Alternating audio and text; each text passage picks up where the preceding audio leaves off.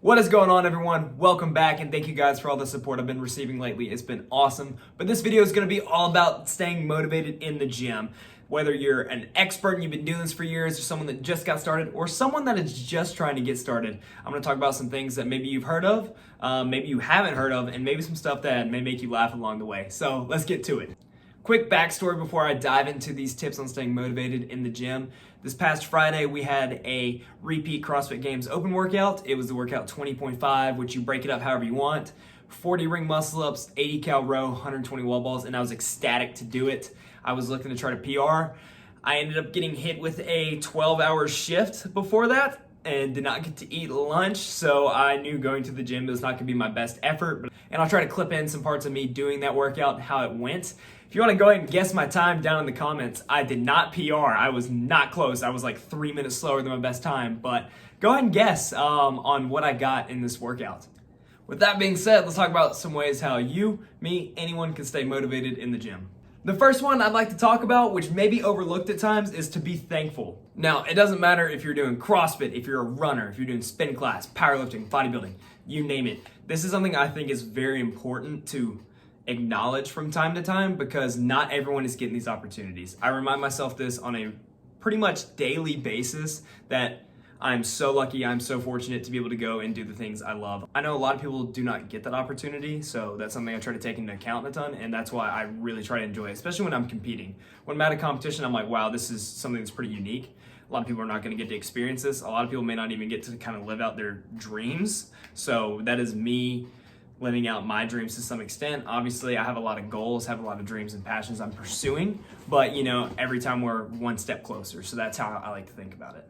And I think it can be pretty commonly overlooked because, it can become so routine. It's like, oh, wake up, work your 9 to 5, go to the gym, or whatever. Wake up, go to the gym, go to work, whatever, or whatever your life situation may be. It may just start to get overlooked because it's something that you get to do so regularly. This is something I did not realize how fortunate I was to have until I had a few injuries. Like when I tore my knee up a few years ago and had to have knee surgery and I was out for about 4 months and couldn't do a whole lot of anything, that made me really kind of look back and see how lucky I was. So staying thankful and grateful in the gym is something that I always like to talk to people about. But there's a lot of other ways you can stay motivated in the gym as well on top of that.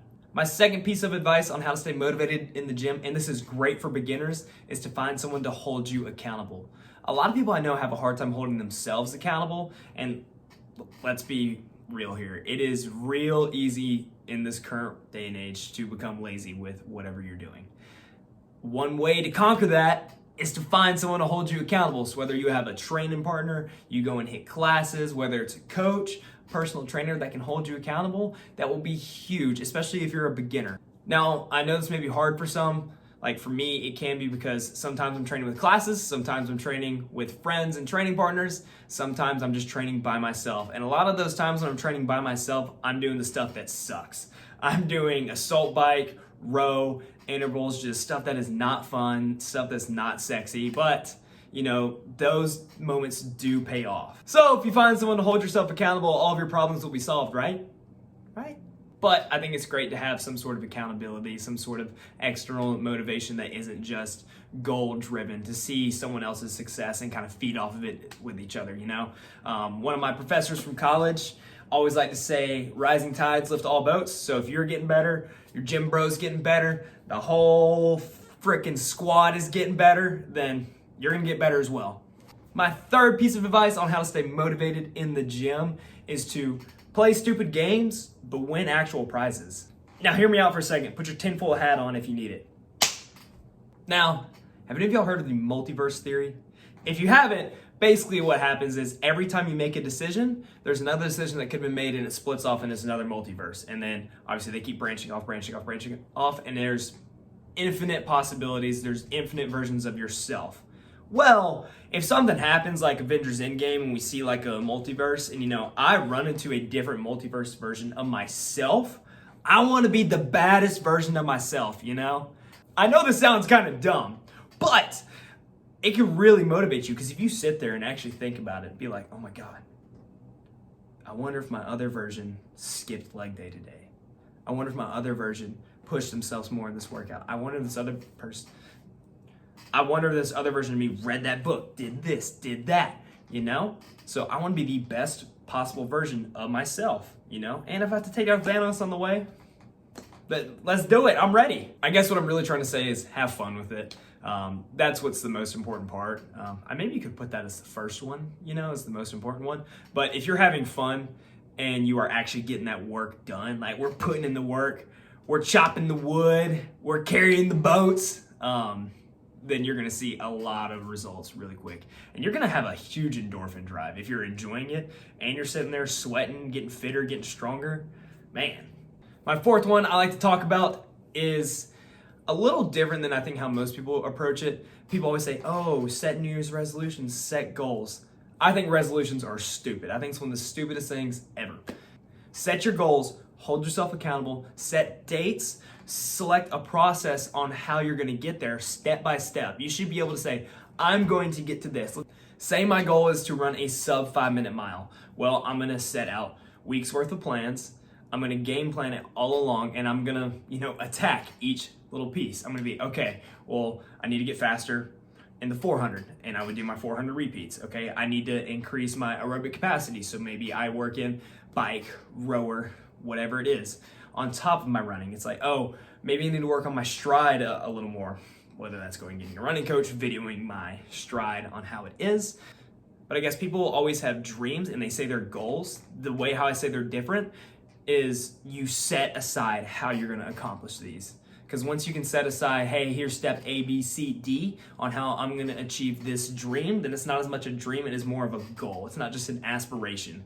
It is something that is a little more obtainable and somewhat tangible, because whether you have to write it down or you have it all here in the noggin, then you have ways to attack it and get to there. My fifth tip to stay motivated in the gym is to find little things that keep you motivated.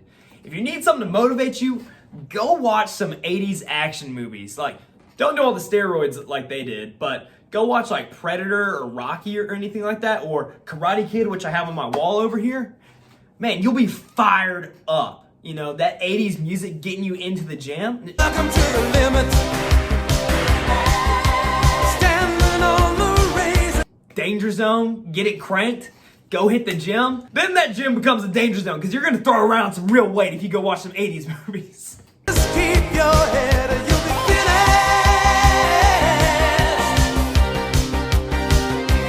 Welcome to the limit. But little things like that can kind of get me pumped up. Like before Georgia games, like before the players come out, they have this huge hype video that is awesome. And I'm pretty sure every dude that has played football that is around ages probably 18 to maybe 30 has seen the Tavon Austin only one hype video. My next one, you can call it 6 through 10 because I think this is vital, and that is to enjoy the process and don't get frustrated. Do not buy in to the hype and BS you see on social media. Those are just highlights of people's lives. What I'm trying to do here is just show you how a regular dude, a regular bro is, whether it's training or my life, etc. I'm gonna try to be as real as I can be and show bad training days. Like I've incorporated clips here of me wanting to PR in that workout, but it didn't happen, and that's okay. Like I'll survive. So on top of enjoying the process and not getting frustrated, it's also be realistic. When it comes to setting your goals, when we track back a few tips, be realistic, It's not the end of the world if you were supposed to PR your bench press today and you came up short. That's just life. Yeah, kind of sit there, think about it for a minute, but don't dwell on it. When I have a bad event at competitions, I'll give myself like 5-10 minutes to be kind of like, man, I suck. I could have done better here, could have done better here. Then I let it go because I got something else to come up after that. And I know it's a little different when you're training. Say you wanted to hit your first 315 bench press and you come in and you don't even hit 275. Like, it's okay. Days like that are going to happen. You're going to have all these outside elements that can affect how your training day goes, but it's not the end of the world. You're going to get that opportunity again, so keep that in mind. But when you do get that opportunity, go and crush it. Be pumped about it. With all that being said, have somebody to hold you accountable. Be thankful. Enjoy the process. Don't get frustrated. Be realistic. Play stupid games. Maybe win some legit prizes or stupid prizes. And find little things to motivate you. It's not every day that you're going to get all these opportunities. Like the fact that I get to go out and just like lift like this on a daily basis, or like do stuff like this.